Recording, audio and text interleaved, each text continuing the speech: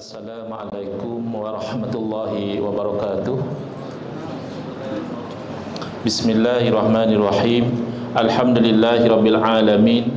Wa afdhalus salati wa atamut taslimi ala sayyidina Muhammadin wa ala alihi wa sahbihi ajmain. Rabbi shrah li sadri wa yassir li amri wahlul 'uqdatam min lisani yafqahu qawli. Subhanaka la ilma lana illa ma 'allamtana innaka antal alimul hakim. Allahumma akhrijna min zulumatil wahmi wa akrimna binuril fahmi waftah alaina bima'rifatil ilmi wa sahhil akhlaqana bil hilm waj'alna mimman yastami'una al-qawla fayattabi'una ahsana. Allahumma ati nufusana taqwaha wa zakkiha anta khairu man zakkaha anta waliyuha wa maulaha.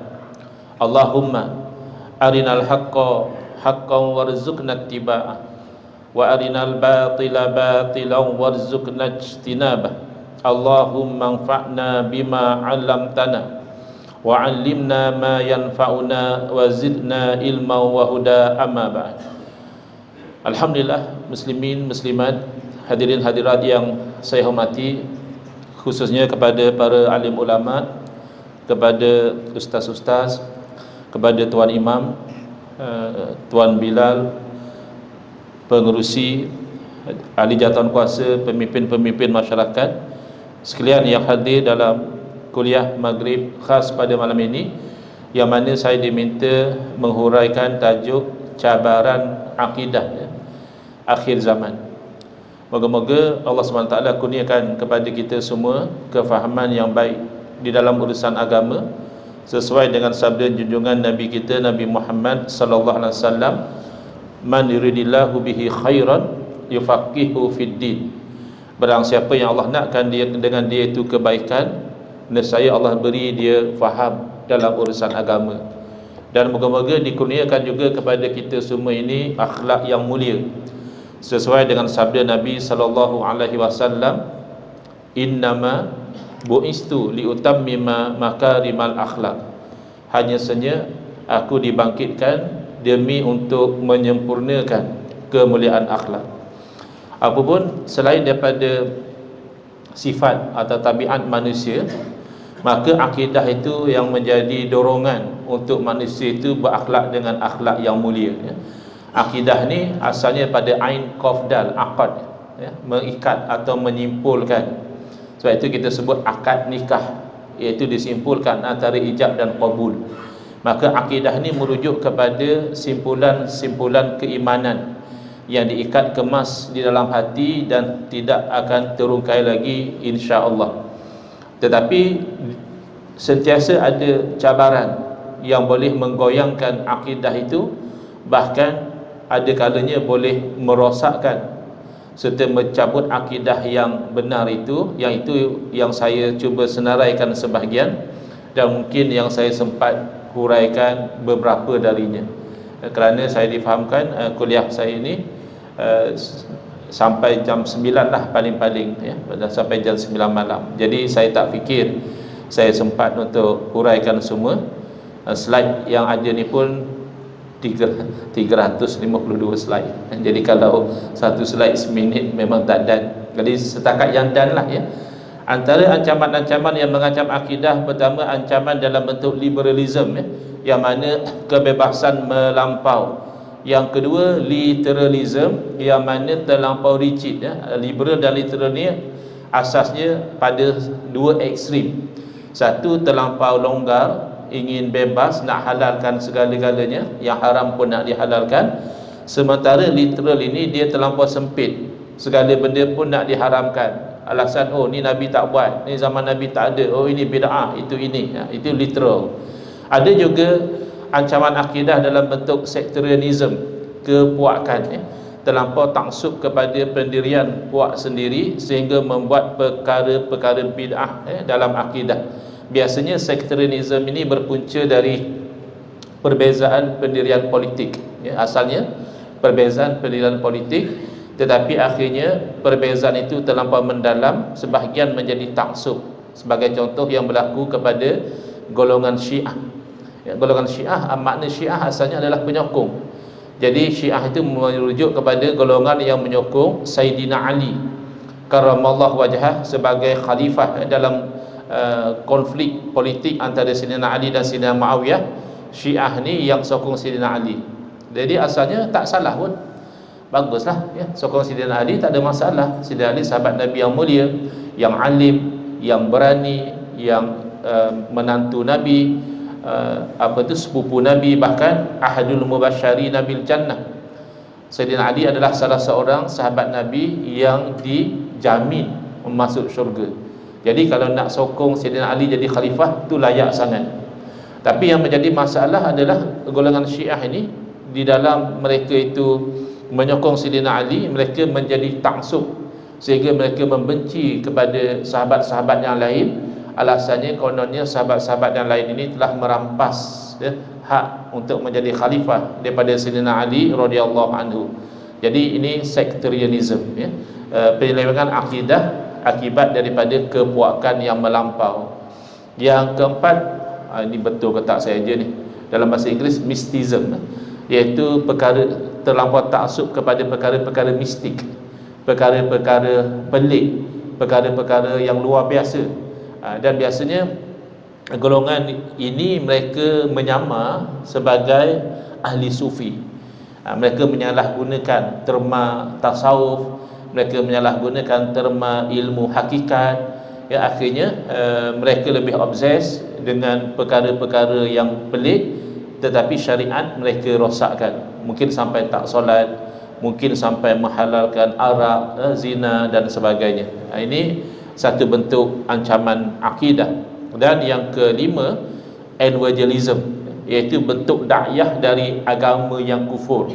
Ya, misalnya contoh, ada sebahagian umat Islam barangkali jadi murtad kerana terpengaruh dengan dakwah orang Kristian, mungkin terpengaruh dengan dakwah orang Hindu misalnya.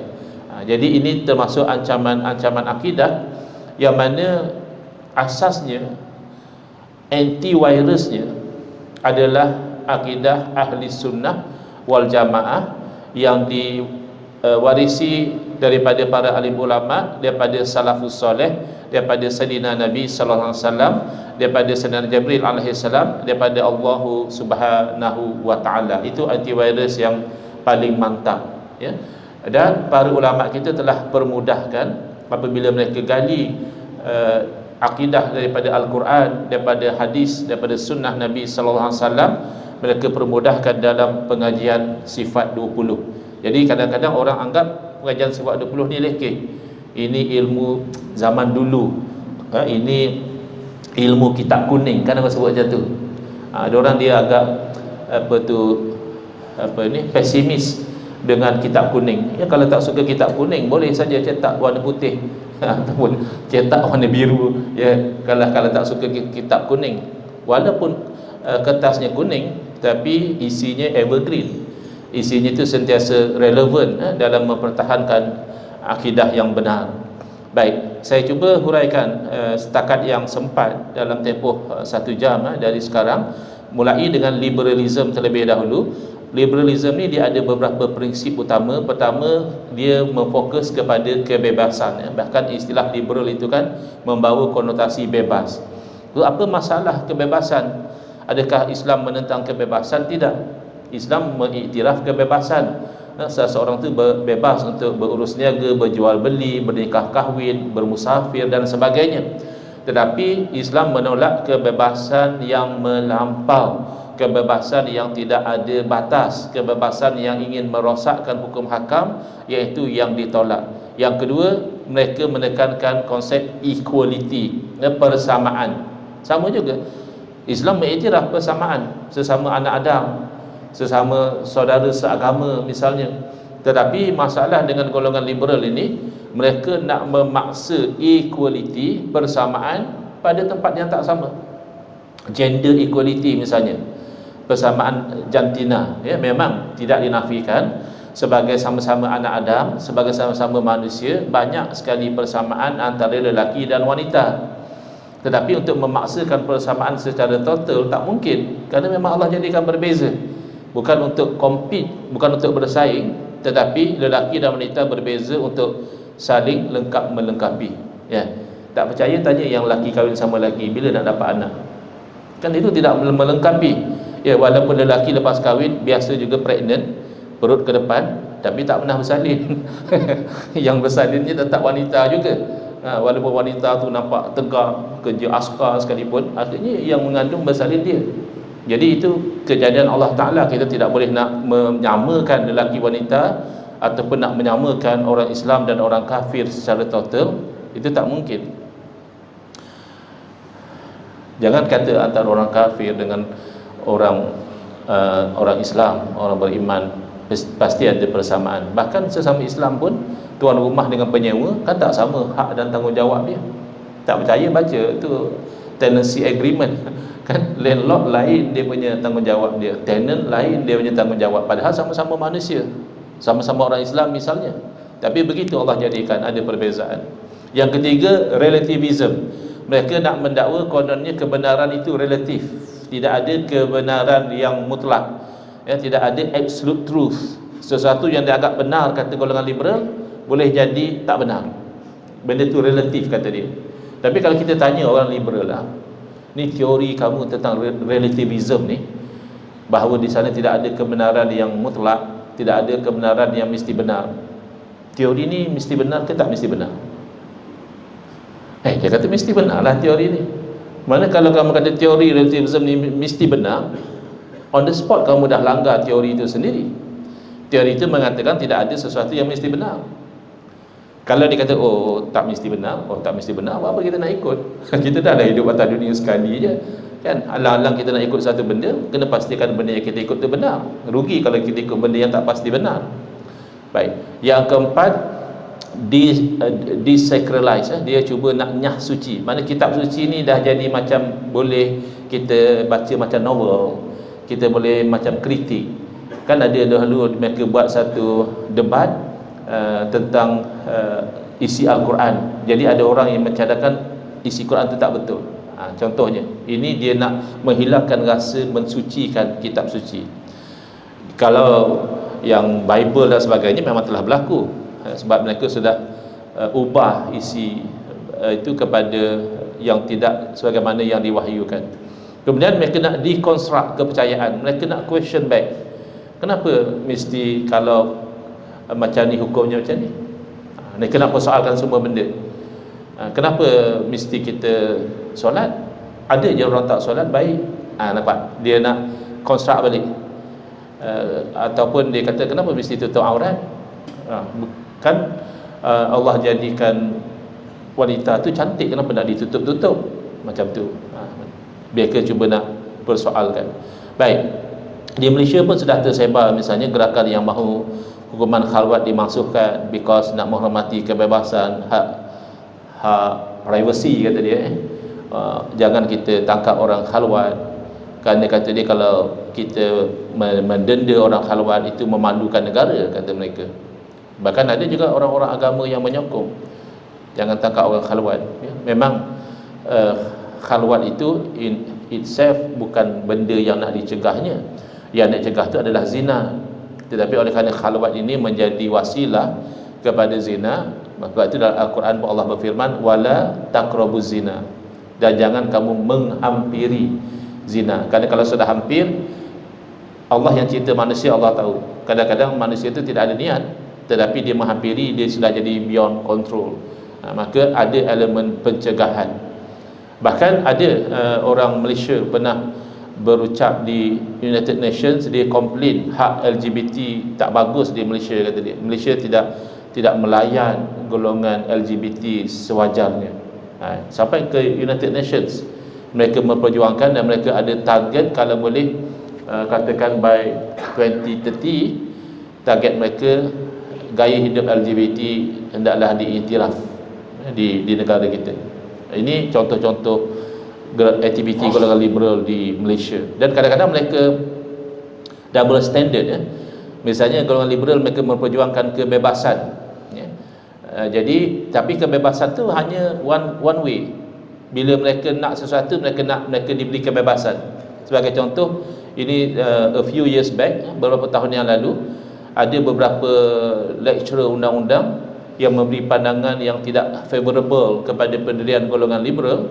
Mereka suruh pecat pensyarah-pensyarah ni. Ini apa kebebasan? Padahal kebebasan akademik untuk seseorang yang berilmu menyampaikan ilmu dia secara jujur, itu antara benda yang paling basic. Mereka nak kebebasan berzina, kebebasan minum arak, kebebasan macam-macam, lelaki kahwin sama lelaki dan sebagainya. Tetapi the very basic freedom, if is freedom of saying the truth pun mereka nak sekat, kalau tidak sesuai dengan selera mereka.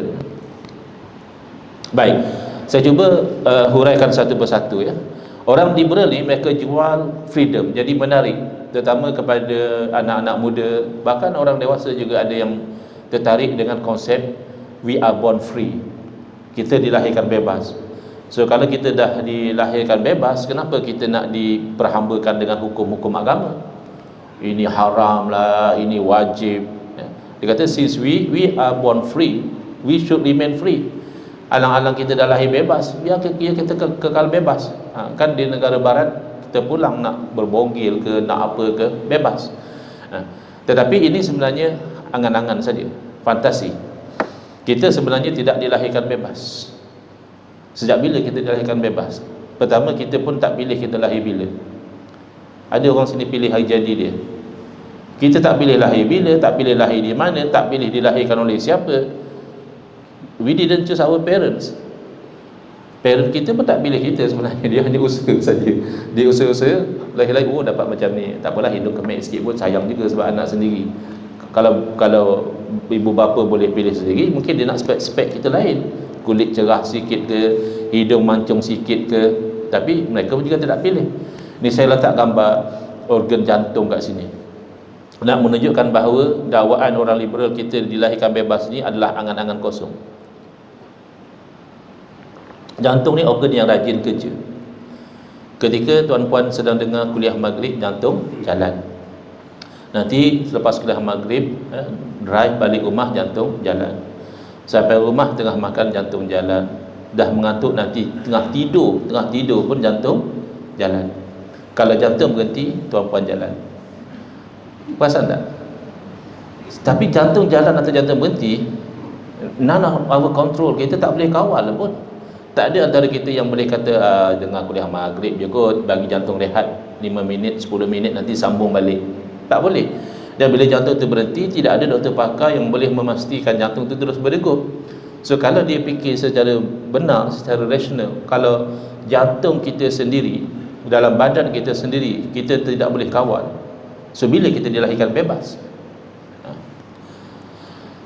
Penuaan misalnya, kita tak boleh kawal penuaan.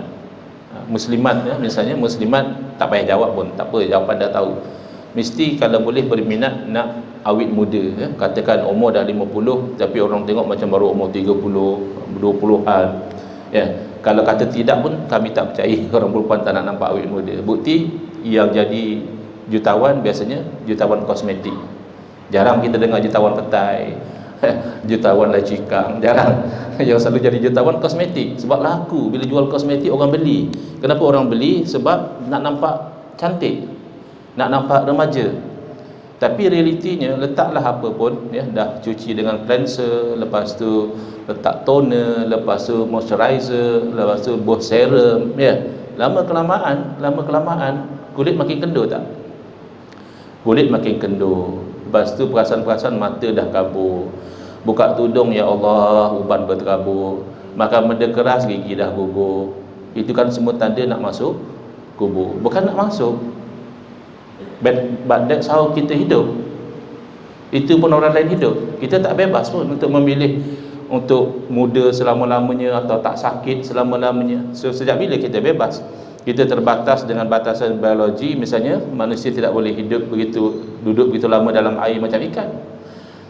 Dan ada kalanya kita pun membataskan kebebasan kita sendiri untuk keselamatan. Misalnya orang tu, dia kereta dia, tetapi bila sampai kat lampu merah dia dipaksa berhenti. Bolehkah dia kata, suka hati aku lah kereta aku? Dia biar kereta engkau. Tapi ni kan jalan raya ni tempat awam. Kalau tak berhenti masa lampu merah kan bahaya. Dalam ada traffic light pun, traffic light yang dilanggarnya, bukan langgar makna masa merah dia jalan, tiang traffic light itu pun dihentamnya. Jadi ada kalanya manusia sendiri membataskan kebebasan untuk memastikan kelancaran hidup. Bahkan kita nak buat ibadah pun, nak pergi Mekah kan ada kota. Kalau kenapa pula disekat-sekat, saya nak buat ibadah kot, ya, tapi kalau terlampau ramai yang pergi dalam satu masa serentak, tak terhandle. Jadi kacau bilau, terpaksa dibatasi. Baik, bila kita dah buktikan kepada golongan liberal bahawa there is no such thing as absolute freedom, tidak ada yang namanya kebebasan mutlak, so mungkin mereka undur. Kita dengan liberal ni jangan bagi can, sebab mereka agak-agak mereka speaking, agak-agak mereka dye rambut jadi blonde, agak-agak mereka pandai. Tidak, rambut je blonde, bulu ketiak hitam juga. Tak tahu dah dia dye sampai bulu ketiak, ya. Tak ada pandai orang liberal ni, cuma dia nampak macam pandai. Cakap orang putih pula, slang London pula, tak ada. Jadi kalau kita bertegas dengan dia tidak boleh kata dia dilahirkan bebas, tapi dia akan undur a step. Dia kata apa? Okey, mungkinlah kita tak lahir begitu bebas, tapi kita tak perlu pun pada agama untuk bagi tahu kita buat ni buat itu, tak perlu, sebab kita dah ada akal. Akal kita sudah berupaya untuk memikirkan buruk baik sesuatu tindakan, apa tidak perlu kepada agama. Kat sini kita ambil pendekatan yes but. Tadi kita tegas, bila dia kata kita lahir bebas, kita kata no, tak betul. You punya angan-angan simpan dekat diri sendiri, jangan susahkan orang lain. Tak ada yang namanya lahir bebas. Tapi dalam kes dia kata akal kita sudah cukup untuk memikir buruk baik, kita tidak boleh tolak secara 100%. Sebab memang betul, akal boleh menjadi panduan buruk baik sesuatu. Sebab tu budak-budak sampai umur 6-7 tahun kita panggil dia mumayyiz. Mumayyiz maknanya dia dah boleh beza buruk baik satu perkara. Tetapi tidak juga akal ini absolut, akal juga terbatas berdasarkan pendedahan dan pengalaman. Boleh juga dikalahkan oleh nafsu dan kepentingan. Kan ada benda yang kita buat decision tahun lepas, tahun ni kita menyesal. Tak tahulah, saya baca dalam Facebook kadang-kadang orang cakap, oh menyesal lah saya undi dia. Kan masa dia undi tu dia sudah fikir dengan akal dia, oh, ini yang paling bagus, ini yang paling baik. Tangan dia yang memangkah, kenapa pula menyesal? Sebab akal terbatas. Dia pun tak tahu apa yang akan dilakukan oleh orang yang berjanji. Dia pun tak boleh nilai apa yang di sebalik tabir. Jadi akal ni terbatas. Contoh, akal boleh dikalahkan oleh nafsu. Akal mana yang tak boleh fikir ambil rasuah tu tak baik, insya-Allah, dia SPM ke, dia BA ke, master ke, PhD, tak sekolah sekalipun, dia dah boleh, akal dia dah boleh tahu kalau ambil rasuah tu tak baik. Tapi kalau di offer 1,000 mungkin boleh tolak, 2,000 mungkin boleh tolak. Kalau 50,000, 100,000, 500,000 kan mungkin goyang. Jadi oleh kerana akal ini masih boleh dikalahkan oleh nafsu dan ianya terbatas, masih perlu kepada agama untuk memandu. Lebih-lebih yang pakai konsep no brain no pain ni, dia tak mau fikir, dia atas susah-susah fikir, tak payah fikir lah, senang, tak payah fikir. Apa beza dengan binatang? Binatang tak ada akal. Baik, dan diundur lagi. Golongan liberal ni diundur lagi. Dia kata okey, memang akal kita terbatas, tetapi kenapa kita mesti terikat dengan tafsiran agama oleh ahli-ahli agama? Dia cakap ulama ni play court, dia kata ulama ni belagak Tuhan. Oh, cakap ni haram, ni tak boleh buat, saya ada otak, saya boleh tafsir sendiri agama saya. Dia cakap macam itu. Dan saya memang pernah dengar masa saya hadir satu forum, ada satu peguam wanita rambut blond, dia datang cakap, saya orang Islam, dia kata, but who are you to tell me about my religion? Jakim siapa, mufti siapa, dia kata. I can interpret my own religion, aku boleh tafsir sendiri agama aku. Jadi betul ke macam tu? Jadi kita kena faham, kita ikut kepada ulama dalam bab agama kerana ulama pakar. Dia ada expert. Benda ni logik. Dalam apa saja bidang sekalipun kita akan serahkan kepada pakar. Ya, contoh bidang perubatan. Kenapa kalau kita sakit kita jumpa doktor? Kenapa tak sakit tak pergi jumpa mekanik? Oh, sebab bahagian penyakit doktor yang pakar. Kan kita selalu dengar cakap doktor. Doktor kata, tuan jangan bimbang ya, sakit tak serius mana. Yang ni saya bagi obat 2 biji sebelum makan. Baik doktor. Yang ni 3 biji lepas makan ya. Baik doktor. Yang ni 4 biji ya sambil-sambil makan. Baik doktor, sami'na wa ata'na. Kenapa ikut pada doktor? Bukan doktor maksum, bukan doktor infallible, bukan doktor tak boleh buat salah, tetapi doktor pakar dalam bidang itu. Tapi kalau kereta rosak, jangan hantar pada doktor, bukan bidang dia, hantar pada mekanik. Jadi ini sangat logik ya. Tapi malangnya bab agama orang nak jadikan free for all. Siapa-siapa pun boleh cakap, oh saya rasa haram lah, saya rasa halal kot. Oh, boleh pakai rasa agama. Kita ingat yang boleh pakai rasa ni master chef. Master chef tu bolehlah pakai rasa. Oh, rasa ni kurang masin, ini kurang manis. Agama tidak boleh pakai rasa. Macam mana agaknya kalau orang tu sakit, aku rasa kena potong kat sini lah kau punya sakit. Mana boleh rasa? Doktor nilai dulu nak potong ke nak apa ke kan, obat mana yang sesuai, apa yang ada allergic dan sebagainya. Jadi sebenarnya apabila kita menyerahkan urusan menafsirkan agama itu kepada ulama, kita membuat perkara yang sangat logik, iaitu kita serahkan sesuatu kepada expert dia, kepada pakar dalam satu bidang ya. Contoh ya, kalau kita nak naik kapal terbang, apa yang kita buat kebanyakan daripada kita akan taklid kepada pilot. Kita tak tahu sangat pilot tu dia tekan butang apa, tapi kita ikut kepada dia kerana dia pakar. Tapi kalau ulama nak buat kapal terbang, kita tak bagi, sebab bukan bidang dia. So jangan bagi pilot pula keluar fatwa, tak betul. Baik. Bagaimana pula dengan dakwaan? Lelaki dan wanita adalah equal beings, manusia yang tiada beza. Kenapa dilayan secara berbeza? Mereka selalu nak attack, antaranya adalah faraid. Kenapa kalau bapa mati, anak lelaki dapat lebih pada anak perempuan? Ini tak adil, kata dia. Ini diskriminasi kepada wanita. Dia tak perasan bahawa Islam ni dia syumul. Dia is a complete system. Apa yang orang liberal buat, dia ambil satu part, dia kritik yang tu je. Bab faraid dia kritik.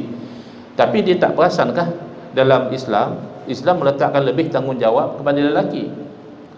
Satu orang lelaki misalnya dia kerja office boy, gaji tak tinggi mana, isteri dia CEO syarikat, gaji puluh-puluh ribu. Nafkah wajib atas siapa? Suami ke isteri? Suami. Jadi bila Islam letak lebih tanggungjawab ke atas lelaki, sangat-sangat logik Islam memberi lebih laluan kepada lelaki. Jadi ini keadilan. Keadilan bukan berarti sama. Keadilan adalah meletakkan sesuatu tu sesuai pada tempat dia. Kita ada RM1,000 nak bantu 2 keluarga. Kita kata okey, saya bagi 500 satu keluarga, 500 satu keluarga, itu adil. Tak semestinya.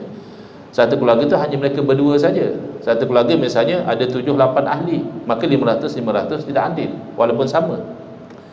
Jadi lagipun bab lelaki dan wanita sama ni, dia akan menafikan realiti, fakta sains. Saya dahulu sekolah sains, bukan sekolah sains tapi ambil kelas aliran sains, sempat belajar biologi, chemical, fizik.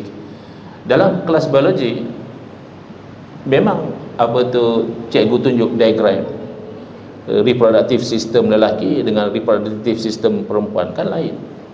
Tak payah tengok diagram pun, balik rumah cek pun tahu lain, susah sangat kan.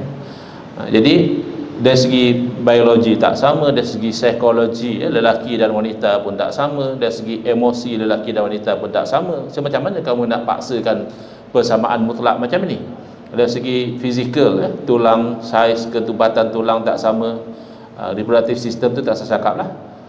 Dan ini yang biasa berlaku psikologi shopping. Lelaki kalau nak shopping, dia dah tahu nak beli apa, masuk kedai beli barang balik. Perempuan dia nak shopping, dia suka round sekono, akhirnya lepas 2 jam baru keluar. Stamina shopping lelaki dan perempuan tak sama. Yang paling aman, lelaki jangan ikut shopping, ataupun ikut tapi main jauh-jauh lah, duduk kat kedai kopi ke, bagi perempuan tu puas shopping. So banyak benda lelaki dan wanita tak sama. Dan orang liberal ni dia double standard. Dia hanya bangkitkan isu persamaan gender ni dalam perkara-perkara yang nak mengubah hukum agama. Tapi cuba tengok dalam sport, dalam sukan, kenapa sampai sekarang masih ada lomba lari wanita, lomba lari lelaki, acara renang wanita, acara renang lelaki? Ya, kalau sama, berenang sama-sama, lomba lari sama-sama. Reality is tak akan perempuan tu akan dapat jadi juara, kerana tak sama dia punya kepantasan, kekuatan dan sebagainya. Baik. Nah, yang ni ada orang yang nak pertikaikan kitab suci. Dia tak suka Allah haramkan babi. Dia kata berkenaan babi, siapa yang cipta babi? Tuhan atau manusia? Kau yang cipta babi, lepas tu kau haramkan orang mendekati apa yang kau ciptakan. Loh, patut kau dah faham lah, dah Allah cipta suka hati Allah lah. Nak haramkan atau nak halalkan, kau pun dah tahu Allah yang ciptakan. Ya, kalau kau nak makan babi, makanlah, takat haram berdosa saja. Pertikaikan hukum macam ni boleh jadi kufur, boleh jadi murtad. Bising-bising kenapa cipta babi, memang babi dah ada, bukan semua benda Allah cipta untuk dimakan. Ya. Jadi ini orang yang cuba nak menghilangkan. Dia kata okey, berkenaan seks bebas, dia nak as if dia nak benarkan orang free sex, ya. Yang menciptakan rangsangan ini adalah Tuhan. Kalau kau tak nak orang buat seks bebas, tak payahlah cipta manusia nak buat apa. Jadi dalam pelotak liberal ni, dia ingat manusia diciptakan semata-mata untuk buat seks bebas, macam lembu, macam kucing, tepi longkang pun boleh jadi, ya. Tepi jalan pun jadi, ya. Bukan ada kisah binatang. Jadi ini pemikiran yang terkebelakang sebenarnya. Islam bukan menyekat naluri seks, tidak, tapi Islam mengatur. Kamu nak salurkan adalah melalui perkahwinan, ada zuriat, ada tanggungjawab, ada pewarisan, ada konsep kekeluargaan. Bukan macam binatang, ya. Asal binatang pun kadang dia ada mengawal dia punya keluarga dia. Baik. Jadi tidak semua benda, ya, yang Allah ciptakan tu adalah untuk dimakan atau digunakan. Ada sebab-sebab yang lain. Baik, seterusnya, ada juga yang mengatakan orang Islam ni terhutang budi kepada liberalism. Sebab dia kata dengan liberalism ni lah Islam berkembang di negara barat. Kan orang barat dia terbuka. So bila ada pendakwah Islam berdakwah, mereka boleh terima sebab mereka liberal. Jadi kita bagi tahu terbalik sebenarnya. Bukan orang Islam terhutang budi kepada liberalism, tapi orang liberal terhutang budi kepada ajaran Islam. Sebab asalnya kan liberalism, kalau kita tengok sejarah dia, mereka ni adalah sebagai melawan tekanan yang dilakukan oleh golongan gereja.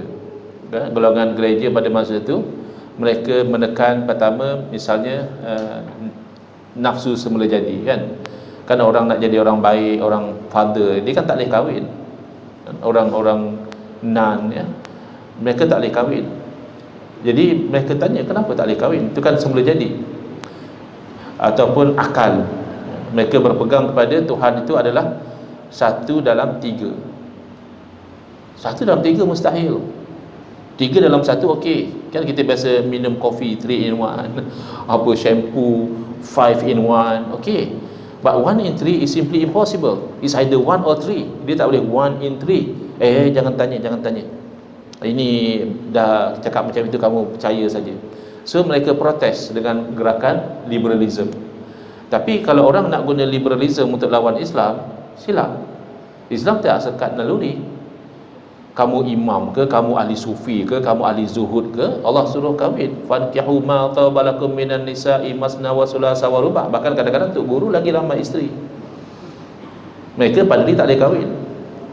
Jadi tak sama. Silap kalau orang tu nak gunakan liberalism untuk katakan kenapa tak. Islam dah atur elok. Bahkan Islam suruh guna akal. Dalam bab tauhid, dalam bab akidah, Islam suruh kita berfikir, perhati pada alam ni, baru kamu boleh bertauhid. Kalau kamu tak berfikir, kamu tidak akan nampak kewujudan Allah Ta'ala. Jadi bila orang-orang liberal sudah dapat kebebasan mereka, ke mana mereka nak bawa kebebasan mereka? Islam yang datang bagi panduan. Kalau tak, mereka akan jadi seperti binatang, kebebasan yang tidak membawa kebaikan. Ini contoh kebebasan yang tidak terpandu. That's the Prime Minister of Luxembourg arriving in a function with his male wife. Dia sampai dengan isteri lelaki. Ada isteri perempuan, ada isteri lelaki. Kalau kita orang Islam, manusia biasa, sebut isteri dah faham lah perempuan. Kalau anak, orang mau tanya kan, datang ke sahabat anak lelaki ke perempuan, okey lah. Datang dengan isteri lelaki ke perempuan, kau ni kenapa? Sihat ke tak? Kena meninggal lah. Ada orang datang isteri tanya lelaki perempuan. Tapi ini yang berlaku di mana kebebasan itu melampau. And then ada yang nak jadi anjing, dia kata. Dia anjing dalam badan manusia. Kan dia ada konsep macam tu, transgender. Transgender ni bahasa lamanya pondan lah kan. Tapi nampak tak kelas pula. Transgender macam transformer, nampak kelas sikit. Jadi is basically dia kata, kalau orang tu dah merasakan diri dia perempuan, siapa kita nak kata dia lelaki? Ya, macam mana pula dah tu yang terjulur sama dia. Oh, itu hanya fizikal je. Kita kena hormat dia punya the inner self. Dalam diri dia adalah wanita. So kita tak boleh tengok zahir dia saja. Oh, macam tu pula. Habis itu kalau satu orang, umur dah 60 misal kata, datang ke surau, orang tengah sembahyang, tiba-tiba orang sujud, dia salak kain seorang-seorang. Kecoh lah satu surau. Dah lah ada hamba Allah datang sembahyang tak pakai spandal misalnya, dia salak kain seorang-seorang. Jadi orang pun tangkap dia, nak hantar ke polis. Dia cakap, jangan hantar saya ke polis. Saya sebenarnya masih kanak-kanak lagi, kata dia. Tapi saya terperangkap dalam jasad orang dewasa. Kan macam tu logik mereka. Saya wanita tapi terperangkap dalam jasad lelaki. Bahkan ada penyakit, dia kata dia orang cacat, dia terperangkap dalam jasad orang yang sempurna. Maka dia potong kaki dia, dibutakan mata dia. Ini bukan kebebasan, ini kegilaan. This is madness. Jadi tak betul lah. Yang terakhir ni mungkin saya skip sebab akan jadi panjang kalau saya bincangkan tentang kebebasan sampai ke tahap menolak Tuhan. Secara ringkas saja, mereka kata tak perlu percaya pada Tuhan, bahkan tak boleh percaya kepada Tuhan, kerana tak pernah nampak Tuhan, tak pernah dengar Tuhan, tak pernah pegang Tuhan. So macam mana you percaya sesuatu yang macam itu ada, dia kata. Jadi orang yang macam ni adalah bodoh, kata dia. Tuhan tu adalah imaginary friends, in reality tak ada. Kenapa? Kerana kata dia, in order to believe in something, you have to have a proof. Kau nak percaya boleh, tapi kau kena ada bukti. Mana ada bukti Tuhan wujud? Tiba-tiba kau percaya, mana kau percaya membetul-tuli kerana kau ikut nenek moyang kau saja, kata dia. Cuba kita test sikit tengok. Sembang kencang sangat. Okey, nak percaya pada satu benda kena ada bukti. Kamu percaya Tuhan tak wujud, cuba buktikan Tuhan tak wujud. Cuba kamu buktikan Tuhan tak wujud, sampai bila pun dia tak boleh buktikan. Sebab tu orang-orang ateis dia pandai pula, dia konar, dia tetap sebenarnya atheism ni dia bukannya percaya Tuhan tak wujud. Sebab kalau percaya Tuhan tak wujud, percaya tu kena buktikan. Dia adalah the absence of belief in the existence of God. Kita tak ada kepercayaan bahawa Tuhan tu wujud. Ini apa punya spin ni? Engkau nak orang percaya Tuhan ada bukti, kau percaya Tuhan tak ada, tak ada bukti. Ini kan double standard. Dan kita percaya pada Tuhan ada bukti. Bukti yang paling jelas, kita punya mere existence is talking about the existence of God. Belum kita tengok diri lagi. Wa fi anfusikum afala tubsirun. Terus sampai pukul 9 boleh? Ke azan dulu? Terus azan nanti. Okey. Jadi kalau kita lihat dalam Al-Quran, Allah berfirman, wa fi anfusikum, dalam diri kamu ada tanda-tanda kewujudan Allah. Dalam diri kamu ada tanda-tanda kekuasaan Allah dan juga keesaan Allah. Afala tubsirun. Kenapa kamu tidak perhatikan? Okey. Jangan kita perhati pada diri kita lagi. Memadailah kita perhati kepada kewujudan kita. Tidakkah kita, setiap daripada kita ni wujud selepas tak wujud?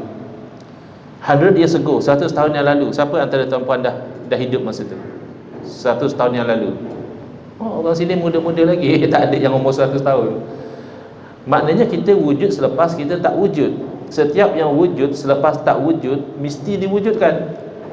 Tak mungkin kita mewujudkan diri kita sendiri, mustahil.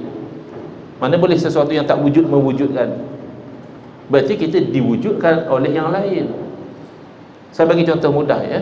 Kalaulah kita di kampung kita, di kampung mak kita lah, tahun lepas kita balik kampung, kita dapati di belakang rumah mak kita tu kosong, lapang, tak ada apa-apa. Tahun ni kita balik kampung, kita tengok ada sebuah reban ayam kecil je, simple je. Ada atap, ada reban, ada tiang kaki dia. Lalu kita tanya pada abang kita yang tinggal di kampung, "Bang, siapa yang buat reban ayam belakang rumah mak?" Abang kita cakap, "Mana ada orang buat, jadi sendiri," kata dia. Kita fikir, ya Allah, abangku kesian ya. Mungkin tak lama dah abangnya. Ada pula jadi sendiri. Oh, jadi kalau kamu tak boleh terima benda yang sesimpel reban ayam terjadi dengan sendiri, kamu boleh terima langit bumi terjadi dengan sendiri, gunung ganang terjadi dengan sendiri, sistem pohon dan tumbuhan, sistem haiwan dan sebagainya terjadi dengan sendiri. Bahkan sistem diri kamu pun kita tak faham macam mana Allah jadikan jantung tu boleh pam darah yang kaya oksigen bila masa dia bancuh oksigen. Atas balik kurang oksigen, keluar balik kaya oksigen, gunakan untuk metabolism, keluar tenaga, keluar carbon dioxide dan sebagainya. Ya. Rambut kita sudahlah kita fikir rambut dengan bulu kening. Saya baru je gunting rambut hari Senin lepas. Ya. Tapi kalau saya tak gunting dalam 2-3 bulan panjang. Ya. Bulu kening bilalah sekali tuan-puan potong bulu kening? Tuan Imam bilalah sekali potong bulu kening? Tak pernah potong. Habis kenapa tak banyak? Itu siapa yang atur sistem tu? Padahal bukannya jauh antara rambut dengan bulu kening, alah, seinci je beza dia. Kenapa sistem berbeza? Siapa yang atur tu? Eloklah pun kan. Kalau bulu kening panjang macam rambut, jenuh kita. Kenapa bila lama tak nampak jatuh longkang, bulu kening tutup mata, tak sempat nak potong. Jadi ini semua bercakap tentang kewujudan Allah Ta'ala. Jantung bercakap tentang kewujudan Allah Ta'ala. Orang yang pakai cermin mata, kadang-kadang saya bergurau, kalau kamu buka cermin mata, kamu nampak Allah. Bukan nampak zat Allah, tapi nampak bahawa Allah wujud. Kenapa? Kerana orang yang pakai cermin mata ni kerana rabun. Secara teori tak perlu rabun, kerana kita hanya perlu otot-otot mata kita tu adjust supaya arca tu dia jatuh sharp. Jangan jatuh ke depan atau ke belakang, dia akan jadi kabur. Kan macam ni lah, dia jatuh betul-betul atas skrin. Cuba yang pakai cermin mata, buka cermin mata dan adjust otot-otot mata bagi sharp. Cuba. Dah tahu dah kabur juga. Habis kalau otot-otot mata kamu sendiri pun kamu tak boleh kawal mengikut selera kamu, siapa yang kawal sebenarnya? Siapa yang kawal?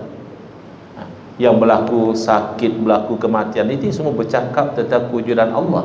Jadi kalau orang liberal kata kita tak ada bukti, we have abundance of proof that God exists. Kamu hanya berfikiran kolot. Kamu fikir benda yang tak dilihat tak wujud. Udara tidak boleh dilihat tapi wujud. Gelombang radio, bersepah gelombang radio dalam ruang ini. Buktinya kalau kita pasang radio ada, tapi kita tak boleh nampak gelombang radio. So semata-mata tak boleh nampak bukan berarti tidak wujud. Dia berkait dengan keupayaan untuk nampak benda yang wujud tapi tak nampak. Mungkin kerana orang itu tak mampu nampak. Sebab itu di akhirat kita akan lihat Allah Ta'ala. Di dunia Allah tidak mampukan kita melihat Allah. Orang buta dia tak nampak tiang. Tiang ada ke tidak? Tiang ada. So tak nampak bukan berarti tak wujud. Baik, jadi saya skip yang ini. Ada masa 25 minit lagi. Padahal tajuk yang next ni lagi serius. Ya, literalism ni lagi payah nak terangkan sebab nampak macam betul ya. Liberal insya-Allah ya, ramai orang nampak salah ya. Ramai orang Islam nampak liberalism ni tak betul. Tapi literalism, ustaz pun boleh sangkut. Orang mengaji agama pun boleh sangkut dengan literalism sebab dia nampak betul ya. Golongan literal diwakili oleh kumpulan yang menafsirkan agama secara keras dan zahir, itu maksudnya literal. Dia tak pandai melihat kepada apa yang ada di sebalik perintah Allah tu. Dia nampak zahir saja.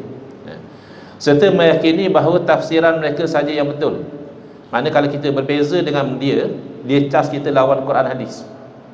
Padahal kita dan dia sama-sama terima Quran dan hadis, tapi dia tafsir berbeza. Kita ikut ulama dalam memahami Quran hadis, tapi dia ikut kefahaman dia.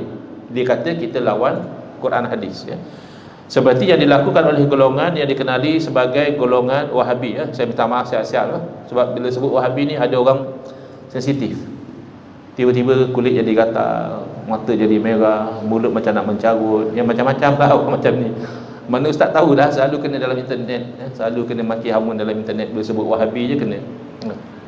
Jadi kalau ada yang Wahabi di sini jangan marah ya, kita bincang je ya. Jadi tapi mereka tak mengaku lah. Biasanya walaupun mereka kata Wahabi itu bagus, Wahabi itu ahli sunnah wal jamaah, kamu Wahabi? Tak mengaku dia. 3 kali dah saya kata saya bukan Wahabi. Mungkin macam tu dia jawab, walaupun dia kata Wahabi itu bagus, ahli sunnah wal jamaah. Dan mereka lebih suka mengaku Salafi, iaitu ikut salaf. Ini adalah dakwaan yang tidak tepat. Banyak isu mereka tidak ikut salaf, dan mereka mendakwa sebagai golongan ahli sunnah wal jamaah yang sebenar. Ini juga tidak benar, kerana mereka dalam banyak perkara melakukan bid'ah dalam agama ya. Baik, apa bahaya golongan literal yang dinamakan Wahabi ini? Pertama, sumber agama. Mereka merosakkan cara berinteraksi dengan dalil. Bab dalil sepakat, Quran hadis Wahabi terima, kita ahli sunnah wal jamaah juga terima. Tapi dalam memahami Quran dan hadis rosak. Cara mereka berinteraksi dengan Quran hadis tu rosak. Sebab tu kita tak jumpa golongan yang berfahaman seperti ini yang betul-betul menjadi pakar tafsir, tak ada. Kerana kalau mereka tafsir secara mereka akan jadi bercanggah satu sama lain. Kemudian bahaya akidah, mereka keliru antara tauhid dan syirik. Bab mempertahankan tauhid dan menolak syirik sama ya. Kita dan mereka sama-sama memperjuangkan tauhid dan menolak syirik. Tapi apa itu tauhid, apa itu syirik, berbeza kefahaman mereka dengan ahli sunnah wal jamaah. Kemudian bahaya bid'ah dalalah, mereka menterbalikkan sunnah dan bid'ah. Yang sunnah mereka anggap bid'ah, yang bid'ah tu mereka rasa itulah sunnah. Ini bahaya dia. Kena buat kuliah lagi satu baru boleh terang satu-satu. Kalau tak, tajuk je lah, ni tajuk je. Kemudian bahaya mereka mengancam kestabilan khazanah mazhab. Kita orang Islam ni, kita ada khazanah ilmu yang besar, yang berharga, yang kita warisi daripada para alim ulama, daripada satu generasi sampai kepada Nabi SAW. Mereka tak, mereka terus nak shortcut Nabi terus. Dia solat tu macam lihat Nabi terus. Cuba tengok sebagai satu contoh ya. Kadang-kadang mereka ni sembahyang lain sikit daripada cara kita sembahyang. Cara akad takbir dah lain ya. Kita akad takbir Allahu Akbar. Dia kadang Allahu Akbar. Nah sini. Kemudian kalau kita sebagai contoh tahiyat, asyhadu an la ilaha illallah, kan macam tu. Mereka, kita risau juga kucing ada sebelah. Diterkam juga jari hamba Allah ni ya. Balik kita tanya dia, bang kenapa sembahyang lain? Oh dia kata sebab saya baru balik kursus sifat solat Nabi yang sahih. Itu cara Nabi solat.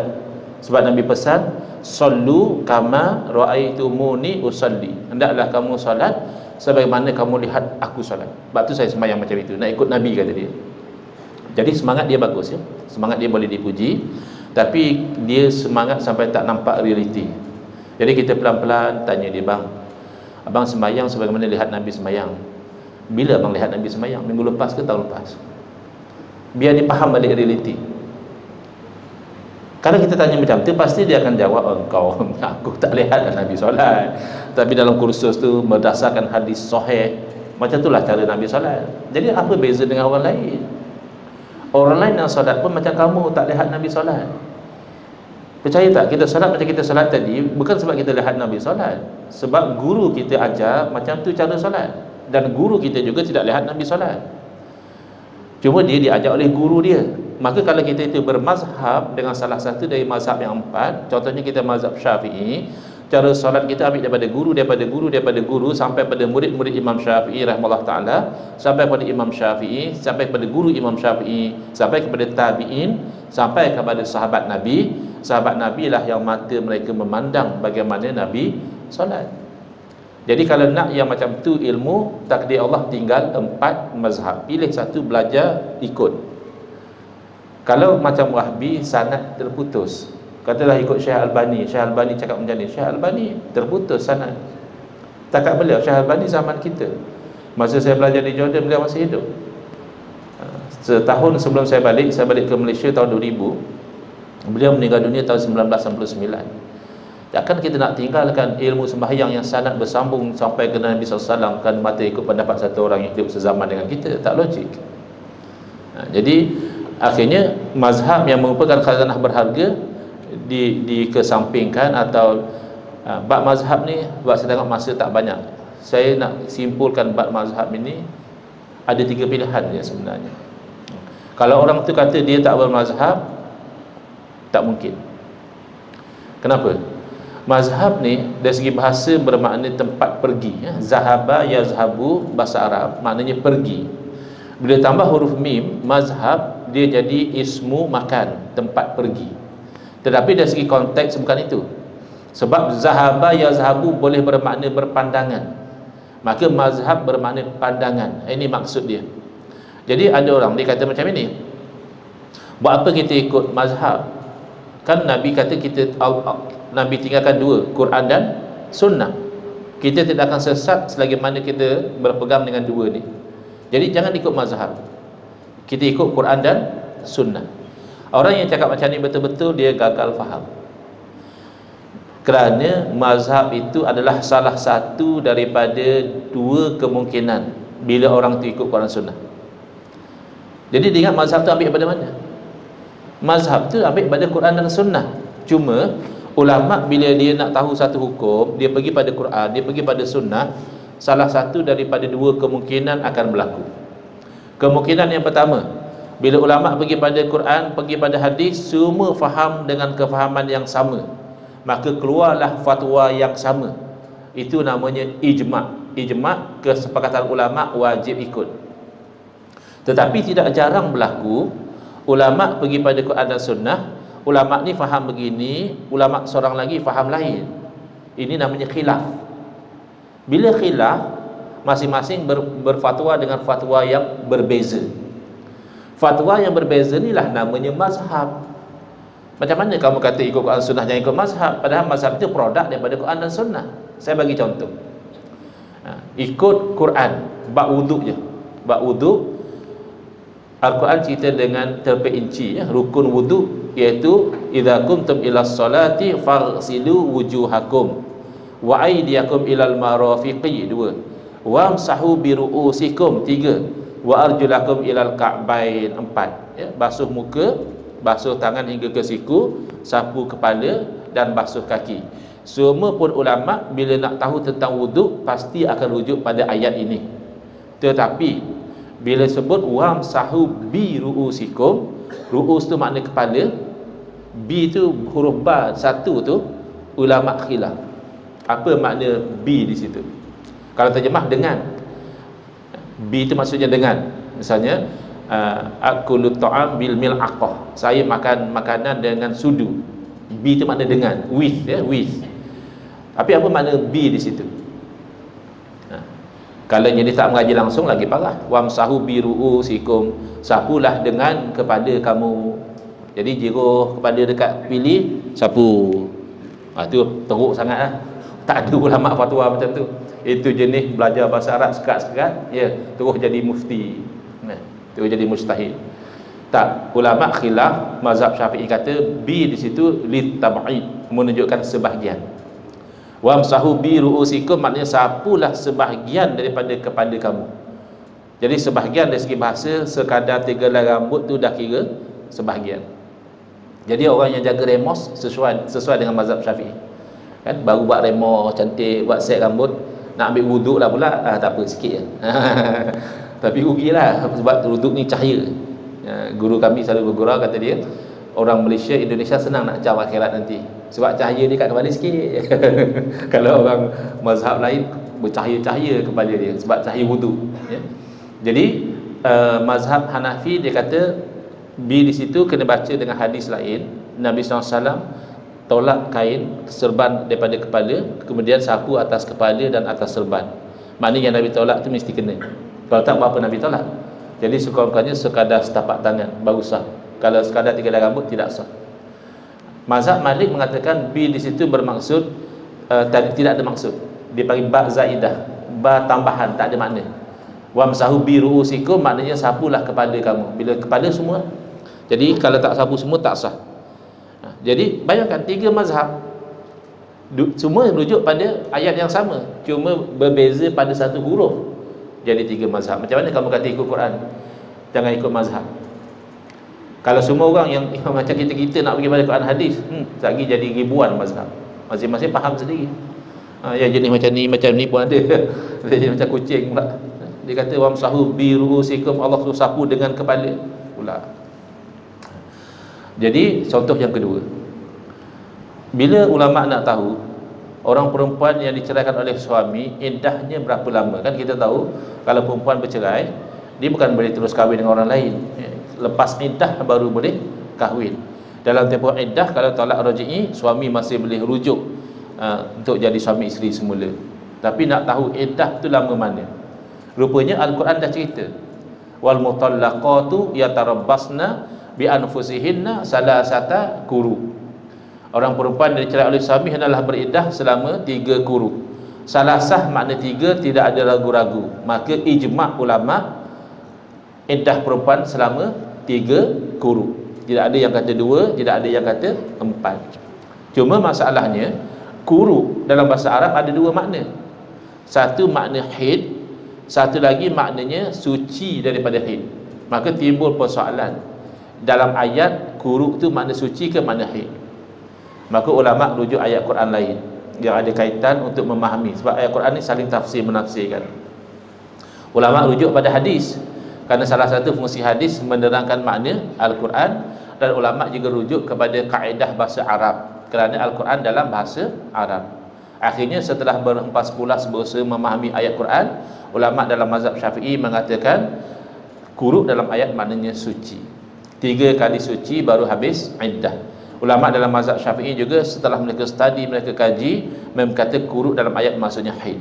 3 kali haid sudah habis iddah. Bayangkan, sama-sama rujuk Quran, sama-sama rujuk ayat yang sama, sama-sama cuba memahami perkataan yang sama, iaitu quru, masih berlaku mazhab.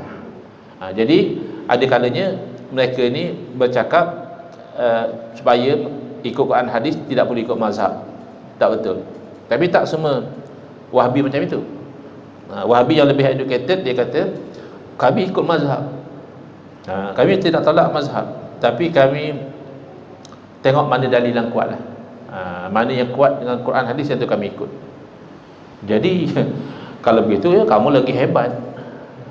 Kamu pula yang boleh menilai mana lebih kuat. Mana kita yang tak belajar bidang kedoktoran, kita boleh tengok mana rawatan yang paling bagus antara 2 doktor. Kita apa pun tak tahu pasal perubatan. Jadi akhirnya dalam bab bermazhab ni ada 3 pilihan. Pertama, kita ikut mazhab, yakni pandangan guru kita. Nak tak nak, orang kata ikut Nabi, ya ikut Nabi, tapi kita tak hidup sezaman dengan Nabi. Realitinya kamu akan ikut somebody yang hidup di zaman kamu, iaitu guru kamu. Yang mana guru juga ambil daripada guru, bersambung sampai kepada imam mazhab, bersambung sampai kepada guru imam mazhab, sampai kepada tabi'in, anak murid sahabat, sampai kepada sahabat, sampai kepada Nabi sallallahu alaihi wasallam. Yang macam ini bersambung, takdir Allah tinggal 4. Hanafi, Maliki, Syafi'i, Hambali. Yang lain pupus, tak sampai. Ada mazhab yang banyak zaman dulu tapi tak sampai. Pilihan yang kedua, iaitu kita ikut guru kita, yang mana guru dia akan cakap dalam masalah ni Hanafi kuat, dalam masalah ni Syafi'i lebih kuat, dalam masalah ni Hambali dalil dia lebih kuat. Maknanya kamu sedang ikut mazhab guru kamu, pensyarah kamu. Ada orang dia selesa macam tu, sebab dia cakap pensyarah saya ada PhD Ustaz, Imam Syafi'i setahu saya tak ada PhD. Macam tu kamu timbang, terpulanglah. Tapi kebanyakan orang Islam dia lebih selesa dengan mazhab yang telah dikaji, ditimbang, dinilai oleh ribuan para ulama yang alim, yang ada hafal ratus ribu hadis dalam dada mereka. Yang itu mereka lebih selesa berbanding satu orang walaupun PhD 1000 hadis pun belum tentu dia hafal, usul fiqh pun belum tentu dia mahir. Jadi begitu. Yang ketiga adalah satu orang dia kata, saya macam ni Ustaz, saya jenis tidak ta'assub. Saya bukan jenis ta'assub punya orang, Kalau katakan mazhab Syafi'i kuat, saya ikut mazhab Syafi'i. Kalau Hanafi kuat, saya ikut Hanafi. Kalau pensyarah saya sendiri pun, walaupun dia ada PhD, tapi kalau saya nilai-nilai pandangan dia tu tak selari dengan Quran dan hadis, saya tak ikut. Oh, Masya Allah, Masya Allah. Kiranya kamu ni namanya mazhab hang sendiri. Itu nama dia. Mazhab dia sendirilah. Sebab semua benda pun dia nilai. Dan yang macam ni termasuk dalam hadis, ajrukum alal futya ajrukum ala nari jahannam. Siapa yang paling berani di kalangan kamu berfatwa, dia paling berani untuk masuk neraka jahannam. Beranilah. Bahasa Arab ditampukang, fa'il maf'ul pun tak tahu, ilmu usul fiqh pun tak mahir, tafsir pun ditampukang, tiba-tiba nak berfatwa, itu bahaya. Jadi kalau orang yang berakal sihat, maka dia akan pilih salah satu daripada mazhab yang 4, sanad ilmunya bersambung sampai kepada Rasulullah sallallahu alaihi wasallam. Dan antara bahaya golongan literal adalah merosakkan jihad. Kerana jihad asalnya adalah dalam konteks peperangan, Jihad boleh jadi jihad nafsu, boleh jadi jihad ekonomi, boleh jadi jihad ilmu, Tapi dalam konteks peperangan, iaitu orang Islam berperang melawan orang kafir untuk menaikkan agama Allah. Tapi di sisi golongan ini, mereka mengamalkan juga membunuh sesama Islam, seperti golongan ISIS, golongan Daesh, bahkan golongan Wahabi pada awal-awal kebangkitan mereka. Mereka juga membunuh sesama Islam. Kononnya itu adalah jihad. Jadi rosak nama jihad itu untuk melakukan perbuatan yang haram. Membunuh sesama Islam itu hukumnya adalah haram. Kemudian mereka menghancurkan ijma'. Kalau ijma', iaitu kesepakatan ulama' sesuai dengan pendirian mereka, mereka terima, mereka kata ini ijma' ulama'. Tapi kalau pandangan mereka tak sesuai dengan ijma' ulama', mereka tidak hirau, mereka langgar ijma' ulama'. Ini antara bahaya golongan literal yang ada contohnya di zaman kita adalah golongan Wahabi. Baik. Jadi dalam perjalanan sejarah, ada 6 minit lagi, memang tak sempat nak cerita secara tuntas Yang liberal alhamdulillah dah selesai. Yang literal ni saya ingat sekurang-kurangnya mungkin 2 kuliah maghrib lagi baru betul-betul boleh cover Baik. Jadi yang mengaku Ahlussunnah wal Jamaah dalam sejarah ada 2. Pertama, majoriti umat Islam, jumhur muslimin Asy'ari dan Maturidi. Dan yang kedua, golongan minoriti, golongan Salafi Wahabi. Ini data, boleh cek data yang terbaru yang diterbitkan. Memang majoriti adalah Asy'ariyah Maturidiyah. Wahabi walaupun dah tersebar tapi masih lagi minoriti. Dan yang menariknya, dua-dua ni mengaku Ahlussunnah wal Jamaah, tetapi ada pertentangan yang sangat tajam dalam perkara-perkara pokok. Kalau perbezaan dalam perkara cabang itu biasa. Syafi'i, Hanafi ada masa-masa tak sama memahami. Maliki dengan Syafi'i tak sama, padahal Imam Malik guru Imam Syafi'i. Syafi'i dengan Hanbali tak sama, padahal Imam Syafi'i guru pada Imam Ahmad bin Hanbal. Itu biasa, kerana itu dalam perkara cabang. Macam tadilah, haid 3 kali suci ke edah 3 kali suci ke 3 kali haid. Doa kunut subuh sunat ke tak sunat, itu tak ada masalah. Tetapi perbezaan antara Asy'ariyah dan Maturidiyah dengan Wahabi ini mendasar sehingga perkara-perkara akidah. Contoh Asy'ariyah Maturidiyah berpegang bahawa Allah Ta'ala wujud, tidak bertempat di mana-mana. Bukan Allah bertempat di semua tempat, tidak bertempat. Kenapa? Kerana yang namanya tempat itu adalah makhluk. Allah yang ciptakan. Bila Allah yang ciptakan, maka tidak mungkinlah Allah pula bertempat pada ciptaan dia. Tetapi golongan Wahabi, mereka cenderung mengatakan Allah bertempat. Dan tempat Allah tu macam-macam lah. Ada yang kata al-makanul adami, ada yang kata tempat itu adalah langit, ada yang kata tempat itu adalah arash, ada yang kata tak, memang asalnya arash, tapi 1/3 malam Allah turun ke langit, jadi arash tu kosong. Jadi ini adalah perkara pokok. Di sisi kita tak boleh mengatakan Allah bertempat di arash. Istawa dalam ayat itu bukan makna bertempat. Tapi di sisi Ahlussunnah wal Jamaah, kalau kita nak maknakan, makna layak dengan Allah adalah Allah menguasai arash, bukan Allah duduk berdepan atas arash. Yang sepakat antara kita dan negeri Wahabi adalah arash adalah makhluk. Kecuali Wahabi yang jahil sangatlah Wahabi yang baru nak up ke mungkin juga. Tapi kalau Wahabi otai yang mengaji, dia tahu bahawa arash adalah makhluk. Apa makna makhluk? Ciptaan. Ciptaan ni sebelum diciptakan wujud ke tidak? Makna arash sebelum Allah cipta tak wujud. Adakah Allah seperti arash? Sebelum ada arash Allah tak wujud? Tak mungkin. Allah kan Tuhan. Tuhan wujud tidak ada permulaan. Kalau yang ada permulaan wujud itu makhluk. Jadi Allah wujud tanpa arash pasti. Takkanlah lepas Allah cipta arash Allah jadi berubah pula. Dulu Allah tidak ada tempat, tapi setelah Allah ciptakan arash, Allah ciptakan langit, Allah jadi bertempat dalam makhluk dia atau atas makhluk dia. Itu mustahil.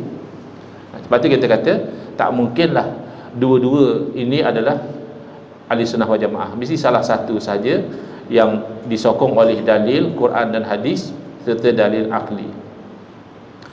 Kalau pegangan ulama, memang Asy'ariyah Maturidiyah itu adalah ahli sunnah wal jamaah. Misalnya dalam kitab Ithaf Sadatil Muttaqin, syarah kepada kitab Ihya Ulumuddin, disebutkan dengan jelas, idza uthliqa ahli sunnati wal jamaah fal muradu bihim al Asy'ariyah wal Maturidiyah. Apabila disebut ahli sunnah wal jamaah, begitu saja yang dimasukkan adalah Asy'ariyah Maturidiyah, dengan tidak menafikan yang lain daripada Asy'ariyah Maturidiyah pun. Kalau pegangan mereka selari Quran, sunnah, ijma', maka itu ahli sunnah wal jamaah. Contoh yang paling mudah, sahabat Nabi lah. Sahabat Nabi kan hidup dahulu. Sahabat Nabi ahli sunnah wal jamaah, tapi bukan Asy'ariyah. Asy'ariyah tak wujud lagi masa tu.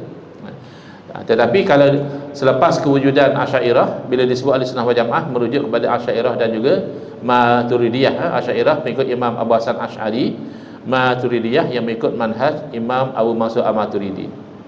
Sementara golongan Wahabi pula di sisi para ulama tidak dikelaskan sebagai ahli sunnah wal jamaah. Ada fatwa di negara kita yang memfatwakan bahawa pahaman Wahabi bercanggah dengan ahli sunnah wal jamaah, dan di sisi para ulama empat mazhab, Wahabi dikelaskan sebagai golongan Khawarij. InsyaAllah kalau ada jodoh pertemuan akan diterangkan kalam para ulama dan kenapa ulama mengkelaskan mereka sebagai Khawarij, bukan ahli sunnah wal jamaah. Saya ucapkan terima kasih atas perhatian. Saya mohon banyak-banyak kemaafan atas salah dan kesilapan. Hadza wabillahi taufiq wal hidayah. Wassalamualaikum warahmatullahi wabarakatuh. Bismillahirrahmanirrahim. Alhamdulillahirabbil alamin. Wassalatu wassalamu ala asyrafil anbiya'i wal mursalin wa ala alihi wa sahbihi ajmain. Allahumma shrah sudurana wa ahsin akhlaqana wa azim ujurana wa nawwir qulubana binuri hidayatika kama natarad binuri syamsika abadan abada birahmatika ya arhamar rahimin. Allahumma nqulna min dhulil ma'siyati ila izzi ta'ati ya arhamar rahimin. Wa sallallahu ala sayidina Muhammadin wa ala alihi wa sahbihi wasallam walhamdulillahi rabbil alamin. Amin ya rabbal alamin.